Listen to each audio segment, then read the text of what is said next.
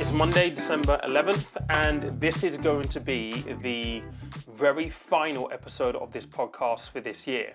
It literally feels like yesterday we were at January and we were gearing up for this year, and I had the book coming out and I was excited about that. Time really, really does fly. And so I'm hoping that through the course of 2023, I've been able to be a resource to help you make better financial decisions. I've helped you hopefully navigate some of the difficulties that we've seen this year. And that's kind of what I want to kind of spend some time on in this episode of the podcast. Just revisiting what we've observed this year in 2023. Interest rates, inflation have been a raging topic, and looking back over the episode analytics, it has formed a large part of what we've spoken about here on the podcast in 2023. And I think it's important for us to look back to what has been in order for us to look into 2024 and think about what is or might be coming round the corner. And I have a very specific view that I really want to share with you guys, and I hope that going into the festive season, this will just be a seed that you have in the back of your mind, but you will hopefully use to line yourself up to take action in the new year. And I might have something that I'll talk about a bit later on in this episode that will help you take those first steps with confidence. So this year has been about interest rates and inflation. I don't think we can get away from that. I remember in 2021, we did an episode of the podcast here where we were speculating that there could be negative interest rates. Little did we know that we would be in an environment where we've got interest rates at a 15-year high now, and we have inflation. We got inflation to double digits. We never thought that was going to happen, but that's how the cookie has kind of crumbled right now. And I guess the byproducts that we've observed from interest rates increasing because of inflation is that from a day-to-day point of view, we have seen mortgage costs increase, we've seen rent costs increase, and to compound those increases, we've also seen obviously the cost of living crisis as well over the past 12 months. Now, the combination of all of those things has meant that a lot of us have had to make very, very difficult financial decisions. We've had to learn how to tighten our belt. We've had to be more cognizant around the financial decisions that we have been making. And I hope that in some way, shape or form, this podcast this year has been a vehicle to help you make those decisions, as tough as they may have been. But I think it's really important for us to, yes, take stock of what's happened in 2023, to kind of talk about what is likely going to happen in 2024. And I think this is really what I want to convey in this episode of the podcast. I've been having a lot of conversations over the past month or so, and messages being sent to me over the past month where people are assuming, and I believe wrongly, that 2024 is going to see us return to lower interest rates and things will get back to the normal I guess, way of life or rate of interest or, I guess, cost of living that we've seen in 2022, 2021. And I don't think that is going to happen. Certainly from all of the friends of mine who are in financial services still, who work in the industry, who are, kind of at the cold face of this, they believe that interest rates specifically will probably level out around about 4% once all this is said and done.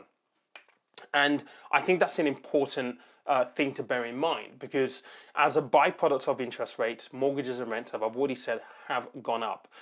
Is there a chance that we're going to see rate reductions in 2024? Now, that is absolutely possible. Certainly when you start looking at some of the forecasts are suggesting we might see a rate reduction in Q3 of 2024 and Q4 2024. But with that being said, I think if there is a trap that you need to be aware of.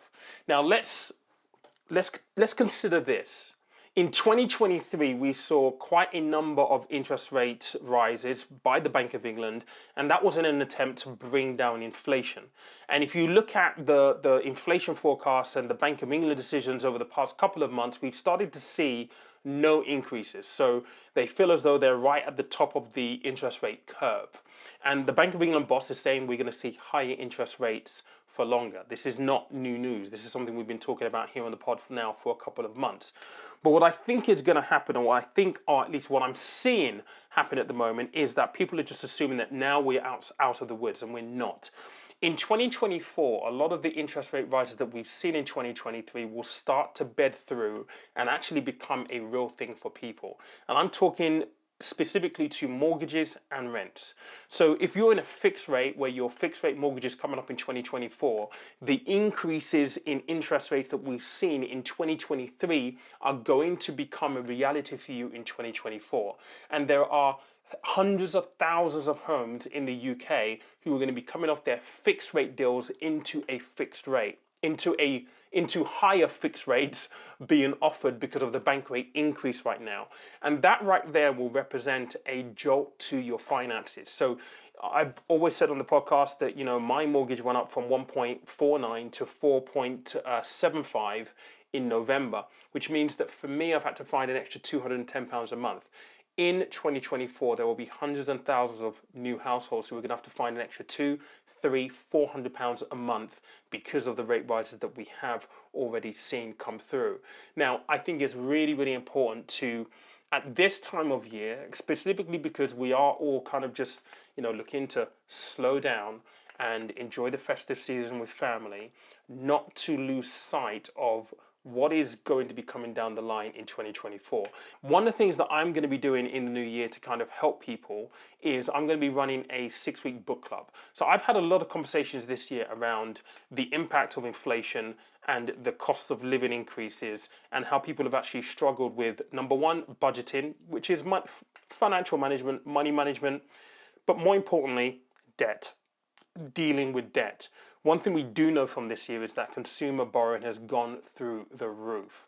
More and more people are resorting to credit cards, personal loans, and debt facilities to be able to help meet their shortfalls on a month-to-month basis. Now, whilst that isn't ideal, that is the reality for millions of people in the UK, because we know that less than 1 in 4 of us have £100 in an emergency fund. So in the 6-week program, I'm going to be taking people through the practical elements of the book. So you're going to get your budget locked down. We're going to talk about your debt situation. There'll be exercises each week for you to do on all of these topics. So for example, with debt, we're going to do an exercise to understand exactly what you have and come up with a plan to help you address that as well. We'll be talking about how you actually put some money aside. So how do you structure your money from the get-go in week 1 to be able to build yourself a financial cushion so that you become less reliant on things like credit cards, overdrafts, and those types of things. We'll be talking about different approaches that you can use to do that. We will talk a little bit about investing, because investing is important. And I think where we are in the market right now, with the market cycle, there is an opportunity, but the money has to come from somewhere. So having financial structure is really, really important. And we're also going to be talking about credit scores and really helping you make sure that you can get on top of that, particularly if you're looking to make a big decision like buying a house in 2024 or even in 2025. That module is going to be really, really important for you. That week is going to be really important for you. Like I said, there will be exercises each week that you will have to complete. If you don't complete it, you're not going to get the best out of the 6-week program, the book club. But essentially, we're looking for 20 people. Cohorts of 20 is how I'm looking to run this. The idea is we'll run it every 8 weeks. So 6 weeks on, 2 weeks off, 6 weeks on. But it's really all about participation. And the idea of doing 20 is the fact that we'll be able to build a community of people who are aligned, want to achieve some kind of financial goals. And there is strength in the community because at the end of the day, you know that you're not on your own. And oftentimes that's the hardest thing to get by, especially if you're trying to do something that is uncomfortable, like sort out your finances. I'll be there as a facilitator, but having other people around you who are looking to do the same thing that can hold you accountable to the things that you say you're going to do. And we are going to be setting goals in this group, by the way, during this book club. We'll be setting clear goals for 2024. So that's one of the things that I'm doing to help people make, I guess, put their best foot forward in 2024, because there will be tough decisions to be made next year, for sure. And even I'm going to have to make some choices next year as well. So we are in this together. I'm going to put a link in the show notes, and if you're watching on YouTube, because there'll be a video on YouTube at 12, there will be a link in the description as well. Go check it out. Limited spaces. A couple of them already taken already. We've got 20.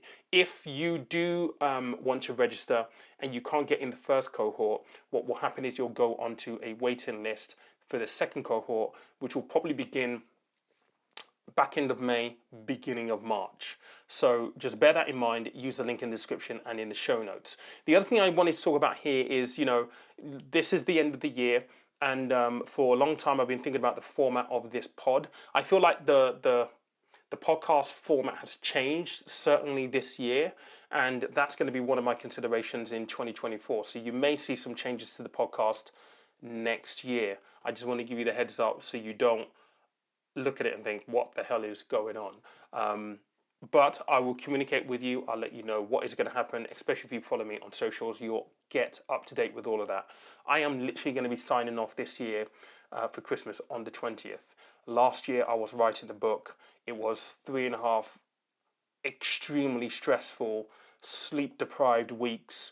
And this year, I just want to down tools and just relax.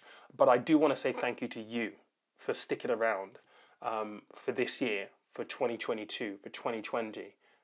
It's been a ride. It really, really has, and a lot of good stuff has happened because of you listening, because of you watching. And I just wanted to take a moment to say thank you, to show you gratitude. None of this would have happened without you. And whatever happens in 2024, no matter how the format changes, I hope that you stay with me on the journey. I can't say that I've got everything figured out just yet. I'm still trying to figure this stuff out. But I think, as always, a journey isn't always a straight line. There are detours, there are, swerves, corners, turns that need to be made. And I'm going to be figuring this out as we go along. My sincere hope is that you, though, stick with me, and hopefully along the way we'll be able to pick up some new people as well. But have an amazing Christmas and have an amazing New Year's. Enjoy it with your family, enjoy it with your loved ones. I appreciate every single one of you. Thank you so much for all of your support, and I'll see you in 2024.